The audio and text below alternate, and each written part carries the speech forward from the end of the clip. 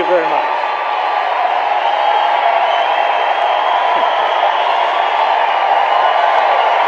Thank you. Thank you very much. Thank you.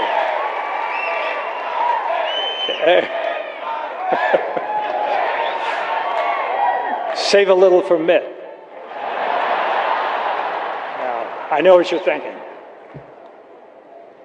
You're thinking, what's a movie tradesman doing out here? You know, they're all left-wingers out there, left of Lenin. At least that's what people think, but that's not really the case. There's a lot of conservative people, a lot of moderate people, Republicans, Democrats in Hollywood. It's just that conservative people, by the nature of the word itself, play a little more close to the vest, and they don't go around hot dogging it. So,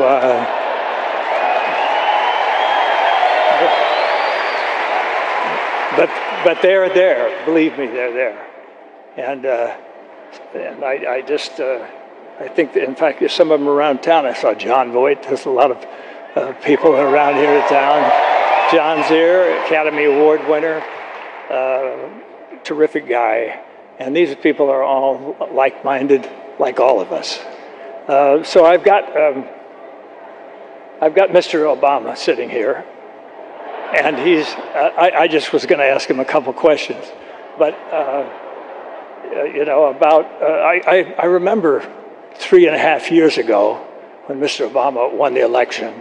And though I wasn't a big supporter, I was watching that night when he was having that thing, and they were talking about hope and change, and they were talking about yes, we can, and it was dark and it was outdoors and it was nice, and people were lighting candles, and they were saying, you know, and I just thought this is great. I mean, everybody's crying. Oprah was crying, and I was even crying. And then finally, I haven't cried that hard since I found out that there's 23 million unemployed people in this country.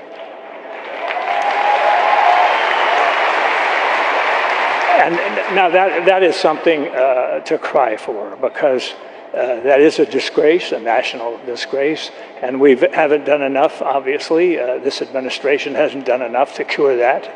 And whatever interest they have is not strong enough. And I think possibly now it may be time for somebody else to come along and solve the problem.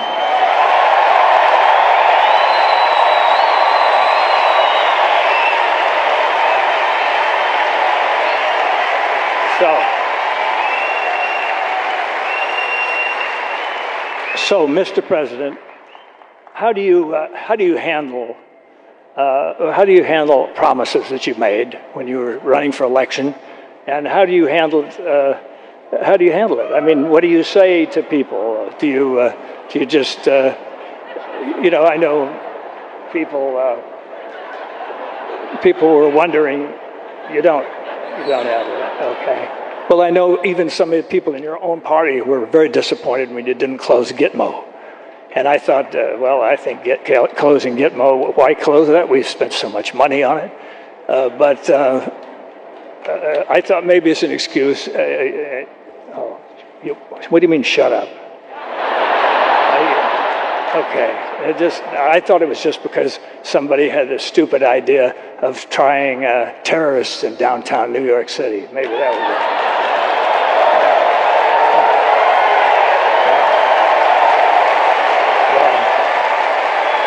I've got to hand it to you. I've got to give credit where credit's due. You did ogle that finally, and that's so. Now we're moving onward.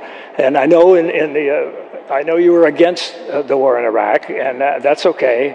But you thought the war in Afghanistan was okay. You know, I mean, you thought that was something that was worth doing. We didn't check with the Russians to see how they did there for the 10 years, but it. We did it, and it was, you know, it's something to be thought about, and I think that when we get to maybe I think you mentioned something about having a target date for bringing everybody home, and you give that target date, and I think Mr. Romney asked the only sensible question, and he says, "Why are you giving the date out now? Why don't you just bring them home tomorrow morning?" And I thought, yeah, I'm not going to shut up. It's my turn. So anyway, we're going to have to have a little chat about that. And then I just wondered all these promises, and then I wondered about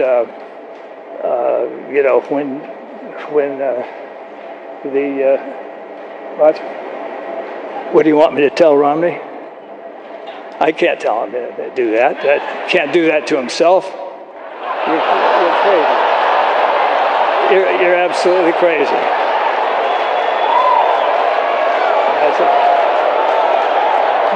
You're getting as bad as Biden.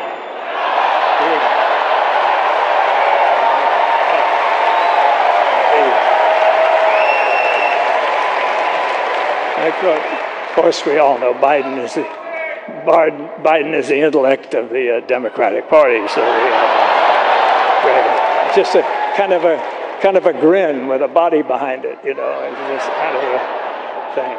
But I just think that there's so much to be done, and I think that Mr. Romney and Mr. Ryan are two guys that can come along. I never thought that it was a good idea for attorneys to be president anyway, because it.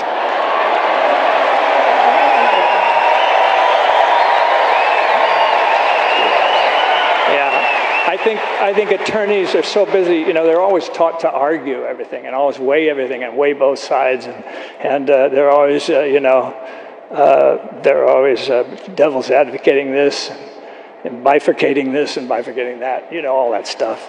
But I think it's maybe time. What do you think for maybe a businessman? How about that?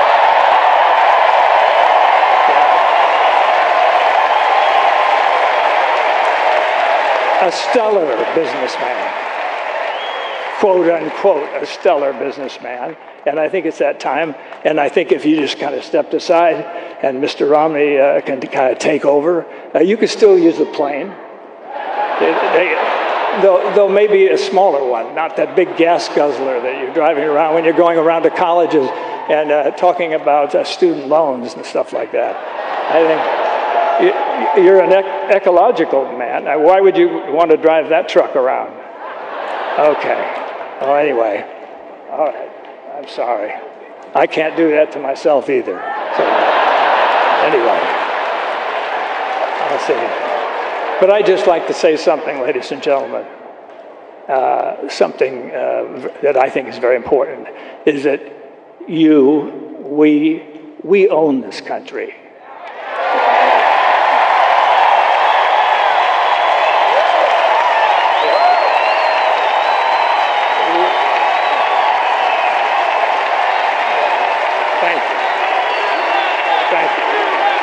Yes, we own it.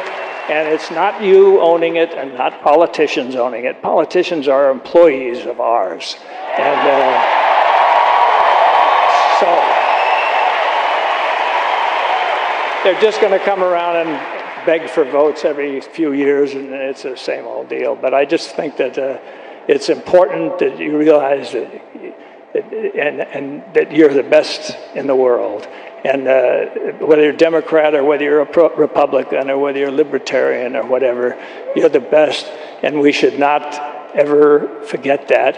And when somebody does not do the job, we got to let them go.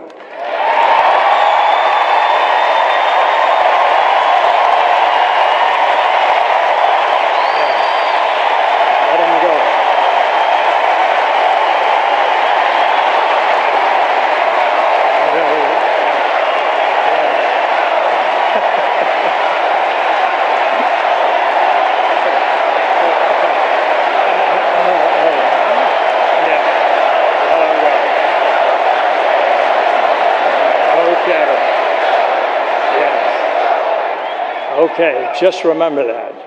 And I'm speaking out for everybody out there. It doesn't hurt. We don't have to be.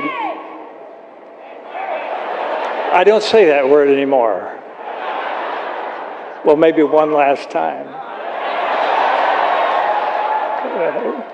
We don't have to be, what I'm saying is we don't have to be mental masochists and vote for somebody that we don't even really want in office. Just because they seem to be nice guys, or maybe not so nice guys if you look at some of the recent ads going out there, I don't know.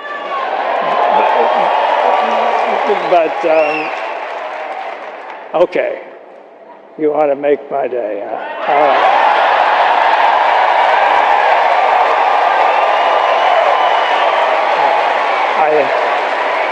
All right, I'll start it, you finish it. Go ahead. All right, thank you. Thank you very much.